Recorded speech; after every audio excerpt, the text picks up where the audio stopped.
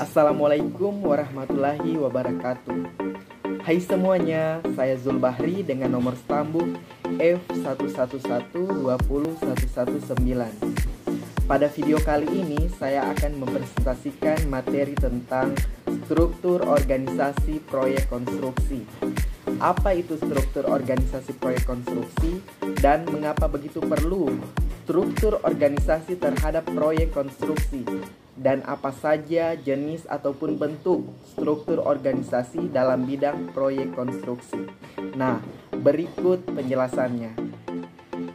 Mengapa perlunya struktur organisasi dalam suatu proyek konstruksi?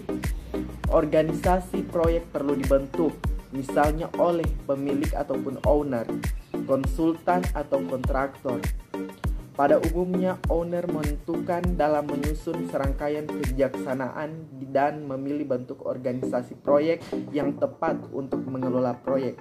Hubungan antara satu pihak dengan pihak yang lain dalam satu bagian organisasi dapat terdiri dari dua hubungan kerja, yaitu yang pertama yaitu hubungan fungsional. Hubungan fungsional adalah hubungan sesuai fungsi masing-masing pihak yang terlibat dalam proyek, seperti hubungan antara konsultan perencana dan kontraktor.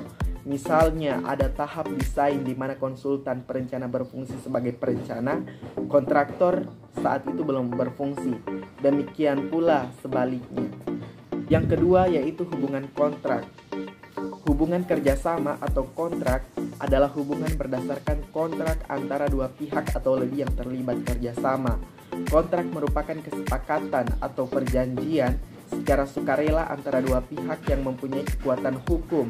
Kesepakatan ini dicapai setelah satu pihak penerima penawaran yang diajukan oleh pihak lain untuk melakukan sesuatu sebagaimana yang tercantum dalam penawaran. Selanjutnya, bentuk organisasi manajemen konstruksi.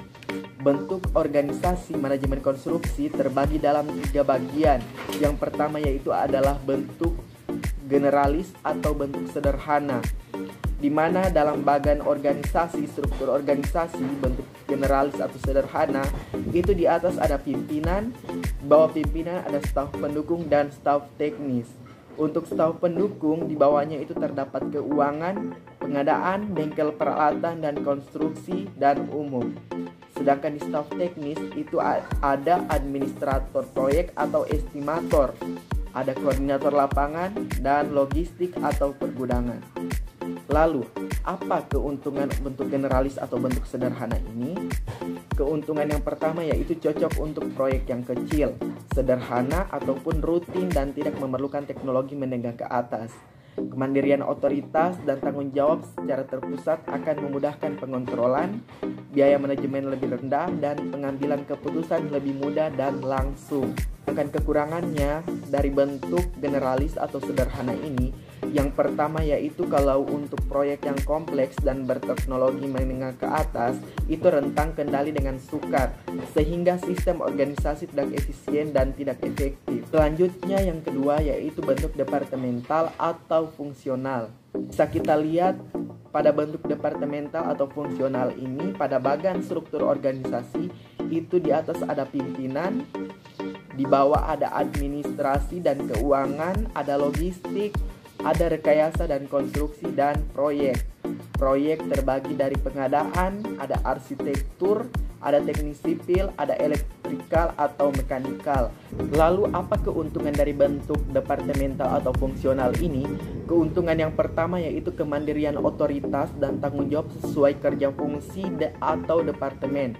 Yang selanjutnya kekurangan kalau kita menggunakan bentuk ini yaitu bentuk departemental atau fungsional. Kekurangan yang pertama yaitu pemecahan otoritas dan tanggung jawab akan meningkatkan kebutuhan sumber daya dalam setiap bagian fungsi atau departemen. Selanjutnya bentuk yang terakhir yaitu bentuk matriks. Bisa kita lihat di bagian struktur organisasi itu di atas ada pimpinan, di bawah pimpinan ada administrasi dan keuangan, ada logistik, ada rekayasa dan konstruksi serta proyek, ada proyek A, B, C, dan D. Bentuk matriks pula paling cocok digunakan untuk proyek yang mempunyai kompleksitas tinggi dan memerlukan teknologi tinggi. Lalu fungsi koordinasi, sentralisasi otoritas, dan tanggung jawab antar departemen berfungsi lebih baik dibandingkan dengan model departemental atau fungsional karena adanya pemimpin proyek, sehingga respon dan tentang dalam pelaksanaan proyek dapat diselesaikan lebih cepat. Lalu kekurangan dari bentuk matriks ini yang pertama yaitu kemandirian otoritas dan tanggung jawab akan berkurang dibandingkan model departemental fungsional. Yang itulah 3 bentuk dari struktur organisasi proyek konstruksi yang telah saya jelaskan. Mohon maaf bila ada kesalahan. Saya harap saran dan kritikan dari teman-teman semua di kolom komentar. Terima kasih. Wassalamualaikum warahmatullahi wabarakatuh.